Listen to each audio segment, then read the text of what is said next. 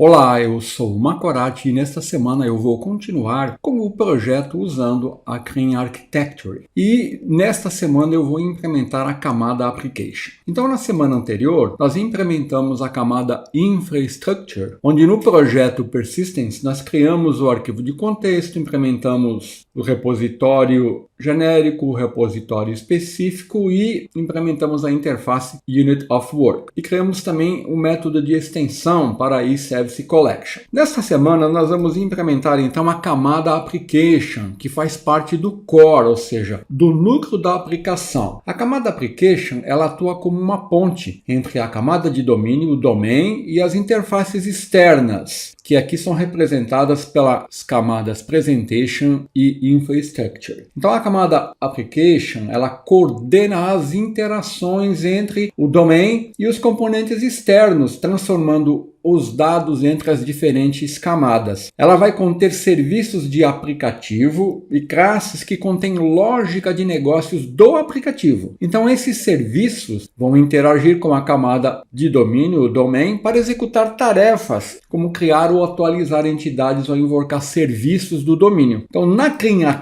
Architecture, os círculos concêntricos representam diferentes áreas da nossa aplicação e os círculos externos são os mecanismos, enquanto que os círculos internos são as políticas. E o que faz tudo isso funcionar é a regra de dependência, que diz o seguinte, que as dependências do código-fonte devem apontar apenas para dentro, em direção às políticas de nível superior. Assim, no projeto Application, que é um projeto do tipo Class Library e está localizado dentro da pasta Core, esse projeto ele tem que referenciar o projeto Domain. Então aqui nós vamos criar a pasta Services e aqui nós vamos criar uma classe que vai configurar os diversos serviços e comportamentos relacionados à nossa aplicação. Vamos criar uma pasta Shared e dentro dela uma pasta Behavior, onde nós vamos definir um comportamento, um Behavior, personalizado do Mediator, que é um padrão que permite a execução de lógica antes ou depois do processamento da solicitação por um manipulador. Outra pasta dentro do Shared vai ser a pasta Exception, onde nós vamos definir exceções personalizadas. E vamos criar também a pasta Use Cases.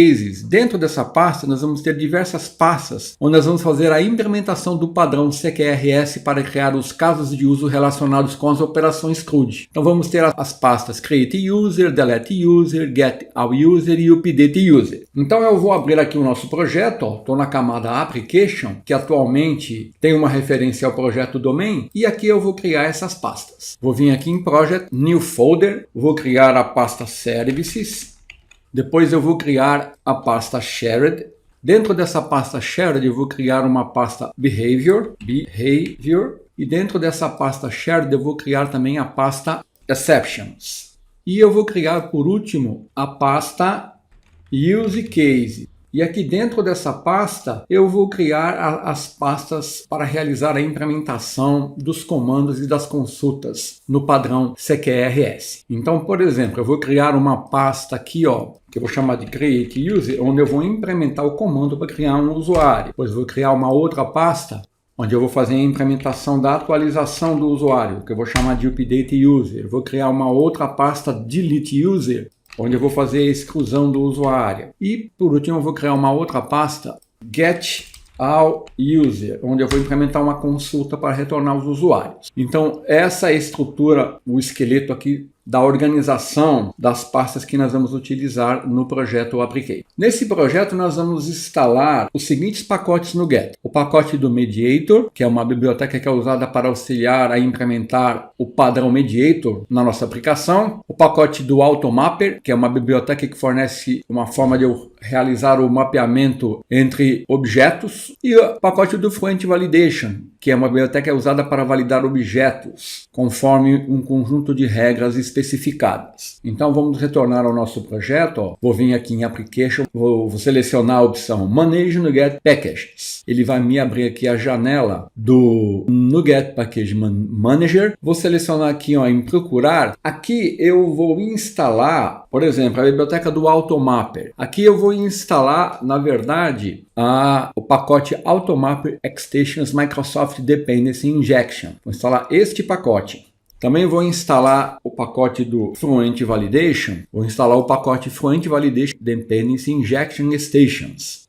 E do Mediator, vou instalar o pacote Mediator, porque esse pacote aqui, ó, ele foi depreciado, tá vendo? Ó? This package is deprecated, então eu vou usar o Mediator. Então a razão porque eu instalei aqui, ó, no projeto os pacotes Automapper Stations, Microsoft Dependency Injection e Fluent Validation Dependency Injection Stations, em vez dos pacotes base do Automapper, é que esses pacotes aqui, ó, fornecem integração e suporte específico para o sistema de injeção de dependência, tá? Muito bem, então aqui nós temos pacotes já instalados, ó, no meu projeto. Continuando, agora eu vou apresentar um resumo do padrão CQRS. O que é o CQRS e como ele atua. CQRS significa Common Query Responsibility Segregation, um acrônimo, né? Então, o padrão CQRS, ele separa as operações de leitura, as queries, das operações de escrita, os common, no sistema. Isso significa que as ações que alteram o estado do sistema, como criar um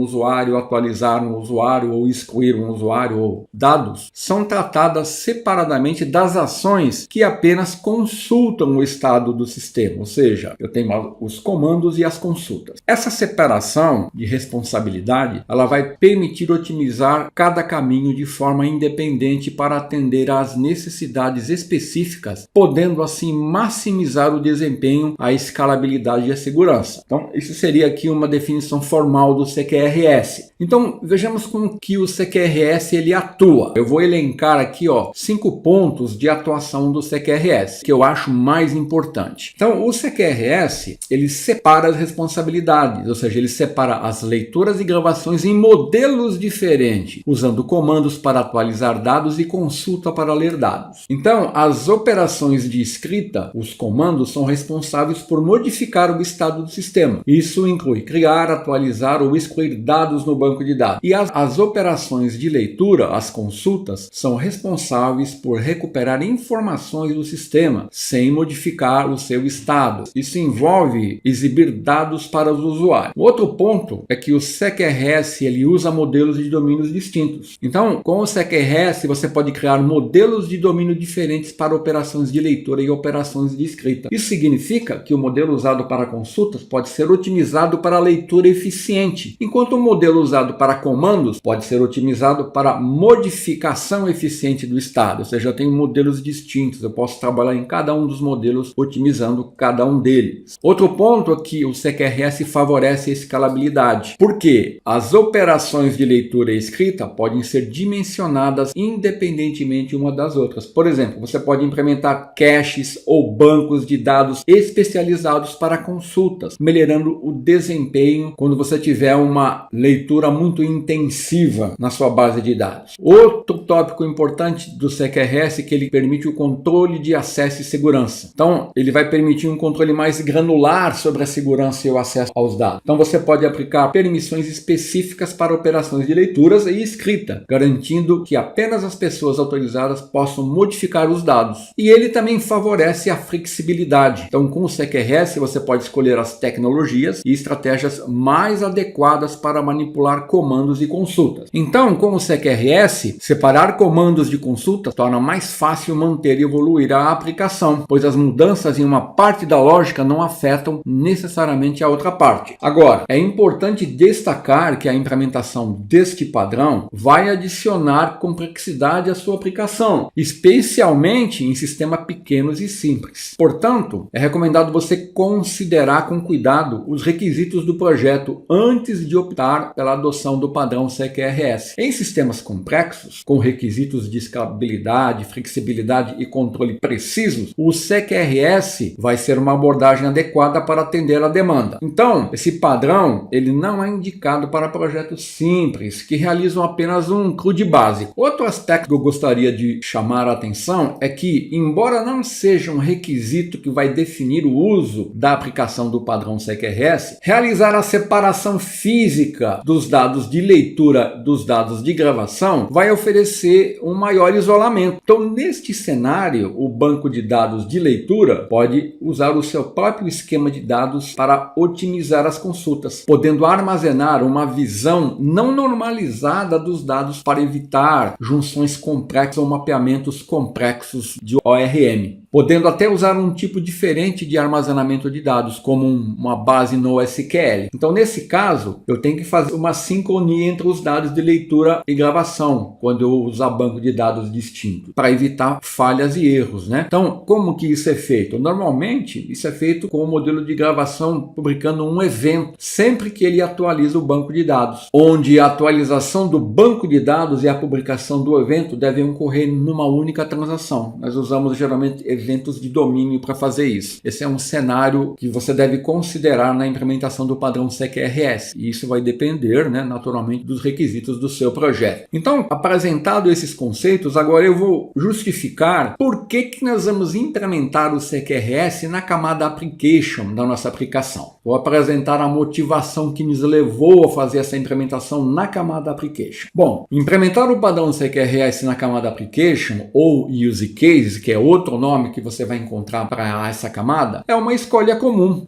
Você vai encontrar com bastante frequência a implementação do padrão CQRS feita nessa camada. Isso decorre do seguinte: a camada Application, ou Use Case, é onde normalmente nós definimos a lógica da aplicação, não é a lógica do domínio, né? E é onde nós coordenamos as operações, ou seja, essa camada é uma camada intermediária entre o domain e a camada de infraestrutura. E como o CQRS vai envolver a separação das responsabilidades entre comandos e consultas, na camada Application nós vamos poder definir manipuladores de comandos para tratar das operações de escritas e manipuladores de consultas para as operações de leitura. Isso vai manter uma clara separação de responsabilidades em relação às operações de comandos e consulta. Além disso, a camada Application é geralmente onde nós coordenamos os casos de uso da aplicação. Isso inclui a orquestração de diferentes comandos e consultas para atender os requisitos de negócio. Então, ter manipuladores de comandos e consultas nessa camada vai facilitar a coordenação dessas operações complexas. Então, quando nós implementamos o CQRS na camada Application, nós mantemos a camada de domínio mais focada nas regras de negócios puras e desacoplada das operações de comandos e consultas. E isso pode tornar a manutenção e a evolução do nosso sistema mais simples, pois as mudanças na lógica dos comandos e consultas não vai afetar o domínio. Então, essa seria a motivação, a justificativa de por que eu estou fazendo a implementação do CQRS na camada Application. Então, para fazer a implementação do CQRS, nós vamos usar aqui, nessa abordagem, a biblioteca Mediator. E eu não sou obrigado a fazer isso, mas eu vou mostrar agora como a biblioteca Mediator ajuda na implementação do CQRS e do Mediator, né? Então, o padrão Mediator, ele vai lidar com o desacoplamento, colocando uma camada intermediária entre os componentes, que é chamada de mediador, que vai ser a única fonte de dependências. Então, esse padrão, ele define um objeto que encapsula como os objetos interagem uns com os outros. Então, em vez de dois ou mais objetos dependerem diretamente um do outro, eles vão interagir com um mediador, que é responsável por enviar essas interações para outra parte. Então, nós podemos pensar aqui na biblioteca Mediator como uma implementação do padrão Mediator, que nos ajuda a construir sistemas usando o CQRS. Como no CQRS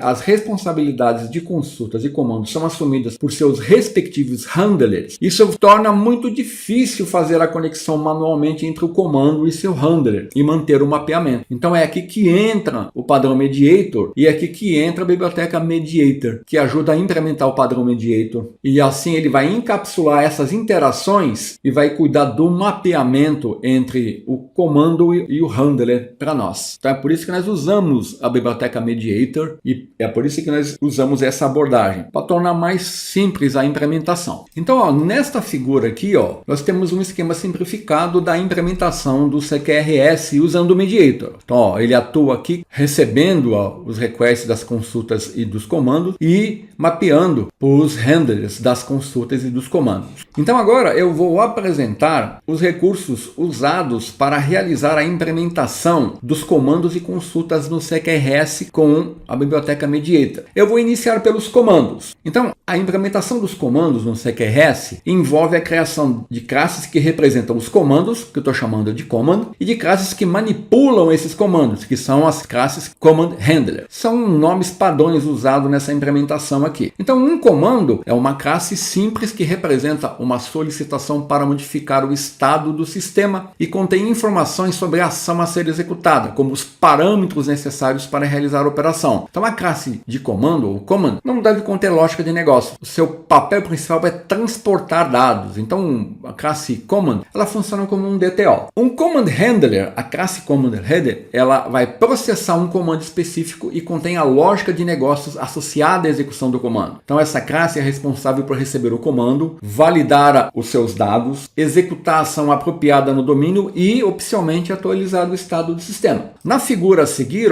eu tenho o relacionamento entre essas classes. O command, note que ele está implementando uma interface aqui que eu vou falar logo a seguir, e request, e command handler, que também implementa uma outra interface, e request handler, que vem da biblioteca Mediator. Agora vejamos os queries e os query handlers. Então, query representa uma solicitação de leitura de dados do sistema, sem modificar o seu estado. Eu vou apenas ler as informações, vou pegar e vou exibir para o usuário. Query representa uma classe que contém os parâmetros e informações necessárias para a consulta. Ela não contém lógica de negócios e seu objetivo principal é transportar dados de entrada para a consulta. É um DTO também. Já a classe Query Handler é uma classe usada para processar uma consulta específica e ela vai conter a lógica para buscar dados no sistema com base na consulta. Então ela vai receber a query de entrada, vai executar a consulta no banco de dados ou qualquer outra fonte de dados, vai transformar os dados em um modelo de visualização como uma view model e vai retornar o resultado. Então nessa figura eu tenho o relacionamento entre a query e a query handler. Observe que query vai implementar a interface de request e query handler vai implementar a interface e request handler da biblioteca Mediator, que eu vou apresentar logo a seguir. Então agora eu vou apresentar as interfaces e request handler do Mediator, que são usadas para facilitar o despacho e o processamento de comandos e consulta. Então a interface request é uma interface que representa uma solicitação, como um comando ou uma consulta. Essa interface ela é implementada pelas classes de comando para representar a solicitação de execução de um comando e pelas classes de consulta, as queries, para representar a solicitação de uma consulta. Já a interface e request handler é uma interface genérica que vai definir a assinatura do método handle para processar uma solicitação que vem da interface request e retornar um resultado. Essa interface ela é implementada pela classe command handler para processar um comando específico e contém a lógica de negócio associada à execução do comando. Ela vai receber a instância do comando como entrada e executar a ação correspondente no sistema. E ela também é implementada pela classe Query Handler, que vai processar uma consulta, uma query específica e retornar os dados solicitados, e ela contém a lógica para executar a consulta do sistema. Então, esses artefatos são utilizados na implementação do CQRS para comandos e consultas. Essas interfaces vêm da biblioteca Mediator e elas vão atuar em conjunto para fazer a implementação do CQRS. Então, com esses conceitos apresentados, agora eu vou iniciar a implementação dos comandos usando o padrão CQRS e a biblioteca Mediator para facilitar a implementação do padrão Mediator. Vou usar também a biblioteca Automapper para mapear os objetos entre os diferentes modelos de dados e vou usar a biblioteca Fluent Validation para validar a entrada dos comandos. Eu vou iniciar mostrando aqui a implementação do comando para criar um novo usuário. Eu vou detalhar o fluxo e a lógica da criação desse primeiro comando para quem estiver iniciando poder acompanhar, a implementação. A seguir, nos demais comandos, ele vai seguir o mesmo fluxo e a mesma lógica, Então, no nosso projeto, nós vamos criar a pasta use cases e a pasta create user que nós já criamos, né? Olha aqui, ó, a implementação então que nós vamos fazer aqui, ó, na pasta create user. Então, nós vamos fazer o seguinte, eu vou usar uma abordagem aqui onde eu vou criar classes separadas. Você vai encontrar essa implementação feita de uma outra maneira. Eu vou usar aqui essa abordagem porque eu acho que ela é mais didática, ela facilita melhor o entendimento. Então, ó, vamos lá. Eu vou criar um record chamado Create User Response. Então, esse record ele vai representar a resposta que eu espero obter após a criação de um novo usuário. E ele vai conter as informações que eu desejo retornar após a operação de criação ser realizada. Então aqui, ó, quero obter o ID, o e-mail e o nome. Isso aqui é um DTO, tá? Eu estou dizendo aqui, ó, eu quero obter isso como resposta. Estou definindo aqui como um record. A seguir, eu vou criar um outro record, sealed, não pode ser herdado, que eu vou chamar Create User Request. Aqui é o response e aqui é o request. Aqui, ó, eu estou implementando a interface e-request do Mediator. Então, Create User Request aqui é um record que vai representar o comando para criar um novo usuário e vai conter os dados necessários para criar o usuário, que é o e-mail e o nome. Então, ó, aqui eu estou informando os dados que eu vou usar para criar o usuário e aqui está o response que eu vou tratar. Então, eu estou implementando a interface request, indicando que aqui eu tenho um comando que vai ser manipulado pelo Mediator, né? Essa interface é do Mediator. Então, ó, aqui seria o response e aqui o request. Então, por que eu estou usando o record aqui? Ó? Eu escolhi usar record aqui, tanto para implementar o Create User Response, como para implementar o Create User Request, porque eles são imutáveis, por padrão, o que é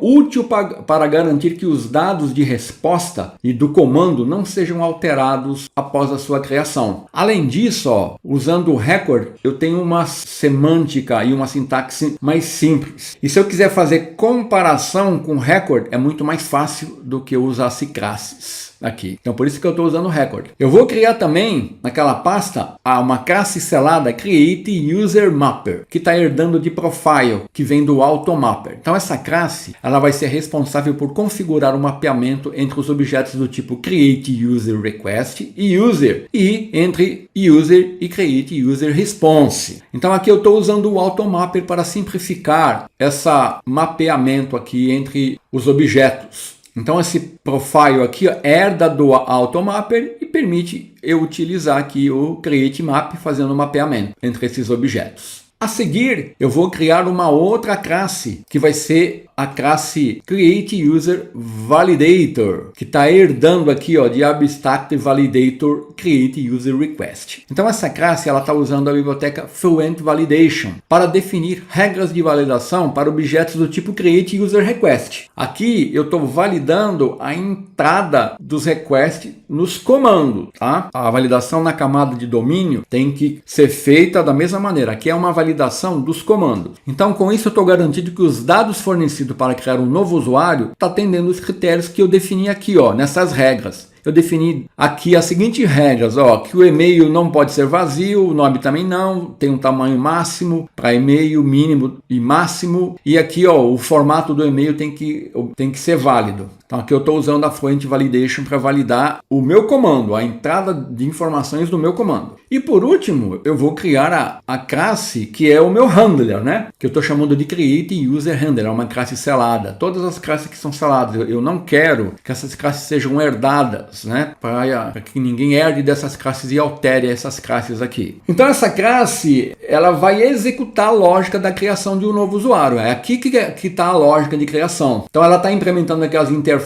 e request handler. Então isso significa que ela é responsável por manipular os comandos do tipo Create User Request e retornar as respostas do tipo Create User Response. Aqui está o meu request e o meu response. Então aqui ó, no construtor eu estou injetando as dependências que eu preciso aqui para fazer as operações, como o Unit of Work, o repositório do meu usuário e a biblioteca do AutoMapper. E aqui no método handle, que é um método assíncrono, Então esse método ele vai ser chamado quando o mediator receber um comando create user request, com o request, né? Então aqui neste método, o que eu estou fazendo? Eu estou mapeando o create user request para o objeto user, ó. A seguir eu estou criando o usuário no repositório, né? Estou usando a instância de repositório, dando um create, passando os dados do usuário, ó, que foi recebido do request. Aí eu dou commit usando o unit of work, né? Para concluir, eu faço o mapeamento do user que foi criado de volta para o create user response, que é o response que eu estou aguardando, né? Que vai ser retornado como resultado da minha operação. Então, o uso do handler aqui, ó, é uma parte fundamental do padrão mediator. Porque aqui que eu estou separando a lógica de negócio dos controladores e estou fornecendo uma maneira centralizada de lidar com os comandos e consultas na nossa aplicação. Então vamos lá, eu vou abrir o nosso projeto, ó, em Create User, vou selecionar a opção Add Class, vou selecionar aqui o nome Create User Response. Lembrando que isso aqui não é uma classe, é um record, né? Então eu vou definir aqui o código, como foi mostrado. Então esse é o meu response. Então agora eu vou criar o request, vou criar a classe Project Add Class, aqui eu vou criar a classe Create User Request.